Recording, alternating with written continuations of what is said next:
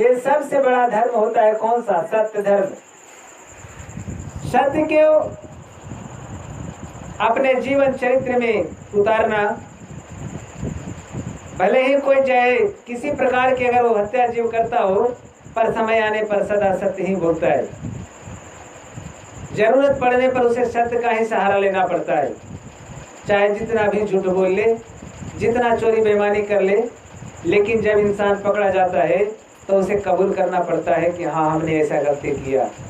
यानी लास्ट में उसे सत्य के सहारा पर आना पड़ता है, सत्य के रास्ते पर आना पड़ता है। हमारे साहब ने कहा कि सत्य कहो सत्य के समान कोई धर्म नहीं, सत्य एक छोड़ा सब अपनी जब व्यापार है। अगर हमारे अंदर में ईमान नाम का चीज खत्म हो जाता है, हमसे अगर लोगों की विश्वास खत्म हो जाता है, हम बोलते हैं कुछ और करते हैं कुछ, अगर हमारे समाज में 2-4 बार अगर हो जाता है तो हमारे ऊपर से लोगों का विश्वास खत्म हो जाता है। आदमी लोगों की तरफ से एक ही बात आती है कि आदमी झूठ बोलता है। आज झूठ के कोई साथ नहीं देता है। हमारे साहब ने कहा कि सत्य कहो सत्य के समान कोई धर्म नहीं, सत्य एक छोड़ा सब बनी जब व्यापार है। स्वर्ग पताल सूर्य चांद तारा लोक सकल संसार, यह सत्य के आधार है। आखिरकार हम सभी जब देखते हैं तो धरती से लेकर के आसमान तक, पानी से अग्नि तक के अगर हम देखते हैं तो पानी पवन अग्नि को भी देखते हैं तो यह सत्य पर ही आधारित है। स्वर्ग पताल सूर्य चांद तारा लोक सकल संसार, यह सत्य के आधार है। सब के सब सत्य पर ही टिका हुआ है। सत्य के खोज है तो दाना मत पंथ चले, यानी सत्य के रास्ते को ढूंढने के लिए अनेकों प्रकार की धर्म में हम लोग आकर के बढ़ जाते हैं। हमारे सदगुरु कबीर साहब ने कहा कि आया एक ही देश से उतरा एक ही घाट, आया एक ही देश से उतरा एक ही घाट, हवा लगी संसार की तो हो गए 12 बाट। जैसे ही माँ के गर्भ से जन्म लेने के बाद उसे अलग अलग रूपों में बांट दिया जाता है। तो मुस्लिम, सिख, ईसाई, अगर हिंदू में भी है तो विभिन्न जातियों में विभक्त कर दिया जाता है, उसको बांट दिया जाता है। पर निश्चित तौर पर वो भी माँ के गर्भ से ही जन्म लेता है और यहाँ संसार में जब जन्म लेता है, अगर किसी के अनाथ लावारिस बच्चा को अगर कोई उठा करके ले जाता है जिसका कोई जात पात के पता नहीं होता है, पर जो आदमी उठा करके ले जाता है उसी जात में रंग जाता है। हमारे साहब ने कहा कि रंग ही ते रंग उपजे सब रंग देखा एक, अब कौन रंग है जीव का ताके करो विवेक। हम एक बात सभी धर्म मान्यता करने वाले सभी संत जनों से जरूर कहेंगे कि थोड़ा सा विचार करके देखा जाए तो जो जीव आत्मा जो बोल रहा है इसका कौन सा रंग होता है, इसका कैसा रूप होता है, शरीर के आकार प्रकार व्यवहार संस्कार सब ये शरीर से लगा होता है। शरीर से लोगों की पहचान की जाती है, वो फलना आदमी है, फलना आदमी है। वो जानवर है में तो जानवर में ऊँट है, गधा है, बैल है, घोड़ा है, भैंसा है, कौन सा जाते हैं, ये शरीर से हम उसका पहचान करते हैं। पर जो इसके अंदर में जो बोल रहा है इसका क्या रूप क्या रंग होता है। हमारे साहब ने कहे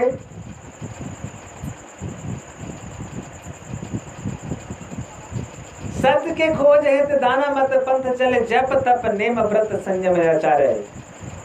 ये सभी प्रकार के जप तप पूजा पाठ आराधना या उपासना कहा जाए, ये अनेक प्रकार के हम लोग जैसा जहाँ पर ही हमको कोई न कोई कुछ जो कह देता है कि छठ करना चाहिए, इतवार करना चाहिए, पूर्णमासी में थोड़ा उपवास रहना चाहिए, या चाहे तो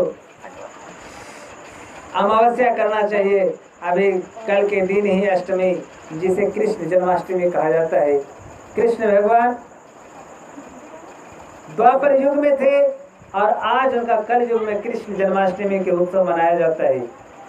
आखिरकार उन्होंने कोई अच्छा कर्म किया, अच्छा उन्होंने कुछ ऐसे छाप छोड़ करके गया जिनकी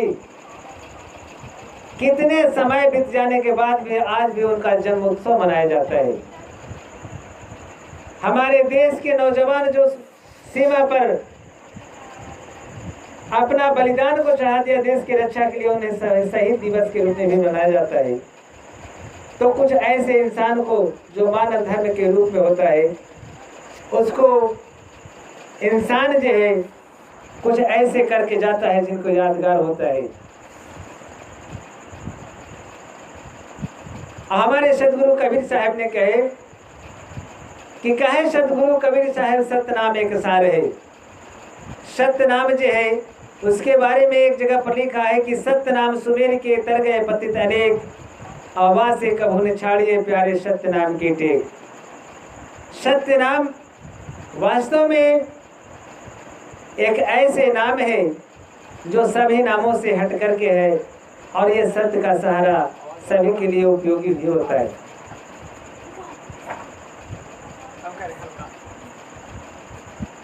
साहेबंदी जरूरत है विचार करने के लिए, जरूरी है विचार करने के लिए, साहब विचार करने की जरूरत है। हम लोग सत्संग में जब जाते हैं तो सत्संग का महत्व समझना चाहिए, सत्संग के बारे में जानना चाहिए। हम लोग सत्संग की बात करते हैं और सत्संग में जहाँ तक सत्य नहीं जानते हैं तो इसका मतलब होता है कि ये हमने सत्संग नहीं झूठ संग करते हैं। यहाँ पर एक वास्तव में अगर देखा जाए तो मानव धर्म होने के नाते, मनुष्य के रूप होने के नाते इनके अंदर में बहुत चीज भरा हुआ है, इतना गुण से भरा हुआ है जिसके बारे में कहना मुश्किल है। इतने कौशल कुशल है, कला कौशल है जिसके बारे में कह पाना बिल्कुल मुश्किल है कि किसके अंदर में कौन चीज छिपा हुआ है, क्या कुछ कर सकता है, उनके अंदर में क्या कुछ करने की शक्ति है, क्या उनके करने में कुछ दिमाग में चल रहा है, और अपने ही अनुसार एक ऐसे नया आविष्कार कर देता है जो आदमी को एक चकित कर देता है। उसके माता पिता को भी पता नहीं चलता है कि हमारे बेटा जो है, हमारी बेटी जो है, इसके अंदर में कौन सा काबिलियत का गुण भरा हुआ है। पर जो बच्चा जो है, माता पिता या समाज के डर बस वो अपने कला को नहीं प्रदर्शित कर पाता है। अगर उसको आज़ादी दे दिया जाए तो अपना कला को जरूर प्रकट कर सकता है, कला को जरूर कर सकता है, दिखा सकता है। समय बीत जब जाता है, जब सामाजिक बंधन में, पारिवारिक बंधन में जब बंध जाता है, तब उसे कुछ भी कह पाने के लिए, कुछ भी कर पाने के लिए मुश्किल होता है। पहले जो लोग कहते थे कि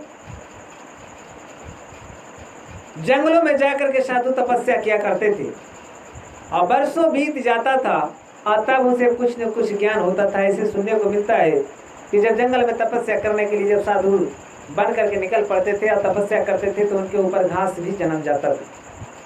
उनका ये भी होश नहीं होता था कि हम कब से साधना में बैठे हैं और कब उसका ध्यान टूटेगा। ऐसा कुछ सुनने को मिलता है। पर यहाँ पर ही हमारे साहब ने कहे कि सत्संग करे एक घड़ी, जोग तप वर्ष 50, बूंद पड़े एक घड़ी, रेहट 12 मास। अभी थोड़ा सा अगर हम लोग देखते हैं तो पानी अगर थोड़ा सा बरस जाए तो आदमी खेत के खड़ू खोल देता है, खेत के पानी निकाल देता है। अब अगर कहें थोड़ा सा पानी रुक जाए 2, 4, 8, 10 दिन के लिए तो आदमी मोटर चालू कर देता है, डीजल मशीन चालू करता है, खेत में पानी सूख जाता है। हम उतने दूर तक पानी का सिंचित करते हैं जिस खेत में ये मोटर का पाइप जाता है। कट्ठा 2 कट्ठा मैंने बीघा 2 बीघा हम पटा पाते हैं। पानी कभी निगल जाता है, लाइन कट जाता है, तेल खत्म हो जाता है। पर अगर 5 से 10 मिनट के लिए अगर कहें बारिश होना चालू हो जाए तो आदमी तबाह हो जाता है, घर में भी पानी चूना चालू हो जाता है, घर भी गीला हो जाता है। सत्संग का उस तरह का रुतबा होना चाहिए, उस तरह का उसके अंदर में होना चाहिए ताकि ये पता चल सके कि सत्संग में जाने से क्या हमने कुछ सीखा।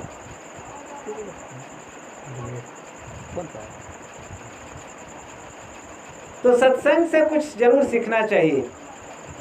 इसीलिए कहा है कि सत्संग ही कर देते हैं सकल पाप को नाश।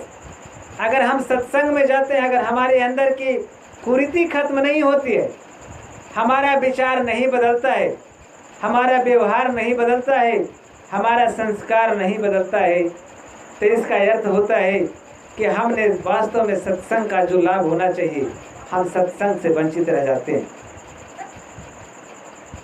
हमारे सतगुरु कबीर साहब ने थोड़ा सा वाणी नियंत्रण पर कहे हैं कि ऐसी वाणी बोलिए मन का आपा खोई, और इनको शीतल करे आप हूँ शीतल होए।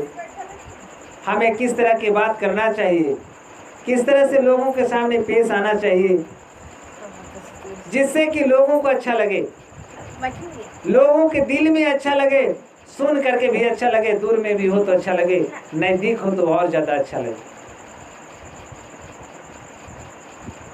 ये हम लोग जो सांस लेते हैं, हवा जो चलती है, हवा कहाँ से आती है, किस रूप में आती है? जब हमें गर्मी महसूस होता है, जब शरीर से पसीना निकलने लगता है, तो हम लोग पंखा के सहारा लेते हैं, पर वो भी पंखा हम लोग को उतना भी शीतल नहीं पहुंचाता है, उतना भी ठंडक नहीं पहुंचाता है जितना प्राकृतिक हवा नहीं चल जाए। ये जरूरत होती है, अंतःकरण पहले पवित्र होना चाहिए। हमारे साहब ने कहे कि नाम सत्य गुरु सत्य है, नाम सत्य गुरु सत्य है, आप सत्य जब हो और तीन सत्य जब ही प्रकट है, तब विषय अमृत होई। हम लोग जो भी कुछ बात बोलते हैं, तब किन्हीं न किन्हीं को बहुत जोर से ठेस पहुंचता है, तकलीफ होती है, पर इतना जरूर है कि कुछ कुछ ऐसी बातें होती है कि तकलीफ हो जाने के बाद भी उसके लिए सुख प्रदान करता है। कुछ कुछ मीठी ऐसी वाणी होती है और हम उसको मान लेते हैं तो जहर के समान भी होता है, उसका प्रभाव विपरीत होता है, उसका परिणाम उल्टा होता है। पर इसके बारे में हमारे सतगुरु कबीर साहब ने कहा, जरूरत होती है जांच परख करके और शब्द के ऊपर नियंत्रण करना, किसी शब्द को मान लेना और किसी रास्ते पर चल देना। अगर हम निश्चित तौर पर अगर मान लेते हैं, सब कुछ को हम सही मान लेते हैं, तो ये भी हमारी मूर्खता है। अगर जो गलत है, वास्तव में अगर हम उसको गलत नहीं कहते हैं और जो सही है उसको हम सही नहीं कहते हैं, तो इसका मतलब होता है कि फिर भी हम अनजाने हैं, अबोध हैं। जरूरत है स्वयं अपने आप से विचार करना।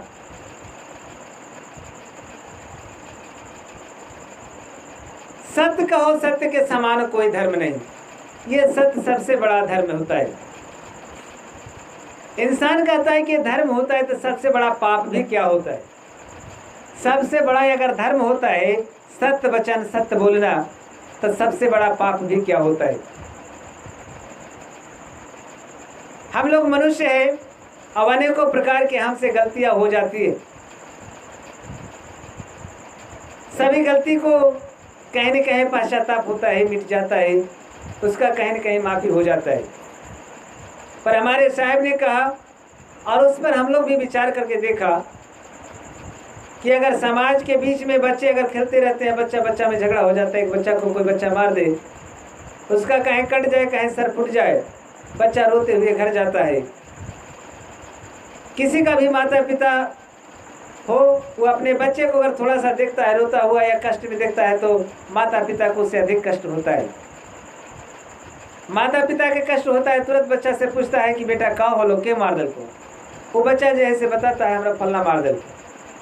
घर वाला गार्जियन जो है से डंडा लेता है, उसको घर पर चढ़ाई कर देता है, उससे झगड़ा कर देता है, मारा पीटी कर देता है। बहुत तरह की बातें बढ़ जाती है, केस मुकदमा हो जाता है, आदमी जेल तक चला जाता है। जेल में जाने के बाद सजा भी काटना पड़ जाता है।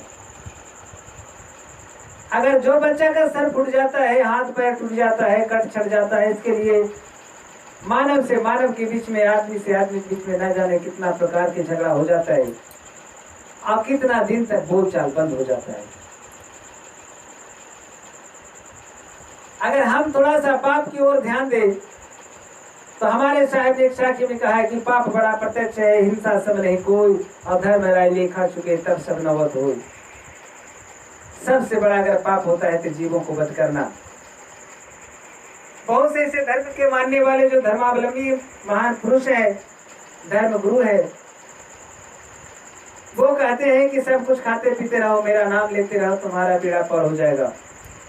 ये बात सत्य है कि उनका बेड़ा तो वास्तव में पार नजर आ रहा है, पर ये जो बोल रहा है इसका बेड़ा तो फंस जाता है।